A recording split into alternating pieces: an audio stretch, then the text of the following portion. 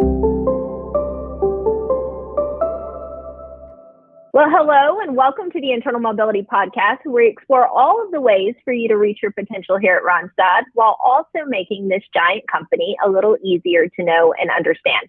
Today, our guest is Emily Oxford. And for those of you that haven't met Emily yet, she's the operations leader on the TA team, and she makes all kinds of magic happen around here. But she's with us today specifically because the internal mobility program sits within her span. So she's responsible for delivering on all of these recent changes that we've made as an organization. Emily, thank you so much for being here today. Thanks for having me, Chris. So Emily, there's a lot of energy around internal mobility. We've got a scorecard now. We've hit our hiring outcome. We've got more applicants than ever from our internal group, more experiences than ever from our internal group. Our retention is going up, turnover is going down, lots of good things happening. However, in an effort to strive for perfection, we know it's not perfect. So it's a tough question, but let me ask it anyway. For everybody listening to us today, if there is one thing we're not doing well for our people with regards to internal mobility, what would you say that is? I appreciate the question, Chris. We are doing so many things greatly right now, but if I had to pick one area of real opportunity, I would say it involves the conversations between our internal applicants and their direct hiring managers in circumstances where maybe they don't get the job and they're not ready for that next step up, or maybe not the step above the step above the step up. And so really encouraging those conversations, having open, genuine discussions with your internal employees, especially in those cases, helping them understand what opportunities for growth and development are out there through our BRG programs, mentoring programs, Udemy, Randstad University, all sorts of opportunities to continue to upskill our people and make sure they're getting that feedback point in time so they know it might be a no for today, but it's not a no for tomorrow. I like that. Might be a no for today, but not a no for tomorrow. If we help, right? Like, you got to think that somebody that doesn't get the job is pretty vulnerable, feels pretty vulnerable. And we can really make that a point of encouragement and growth. Like, not today, so go and learn these things so that tomorrow you do get the yes that you're chasing. But what I think I hear you say is that we need some help from the whole team, hiring managers in particular, when their folks don't get the gig, how to come around and support them so that not only do they stay, but they get the gig ultimately. Absolutely. Help our folks grow.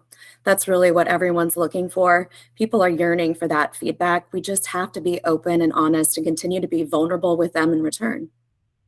Cool. So what's been your favorite Human Forward moment recently?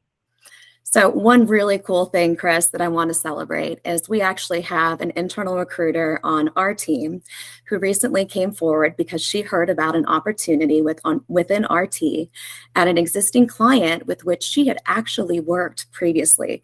So she got really excited hearing about the opportunity during her intake, to the point that she actually approached her leadership team within ITA to say, you know what? I might be interested in this role. So moving forward, she went through the formal interview process. Everyone connected, all the hiring managers connected, and I actually extended the offer to her last week, which she has since accepted, and will be transitioning from ITA to a role within Randstad Technologies here in about 2 weeks. Excellent. Now, that's a great seg because, like, one, I really appreciate your call out that we drink our own champagne, right, internally. And then two, that she's going on to an interesting and exciting career. And that three, like, the flexibility to do that, to feel comfortable and say, I want to explore what about me, and to have her feel so supported in that effort, which is one of the reasons we made some changes to support managers that are doing the right things and encouraging growth for their people. Number one, we created a 4-week transition timeline, so you don't have to arm wrestle anybody over when somebody's going to start. It's 4 weeks. That's when they're going to start. Number two, we're going to provide you support to backfill that employee, and our time to fills are best in class. So you're going to have your person and not feel hamstrung from a continuity perspective in the business that you're currently running. Yes, it's hard.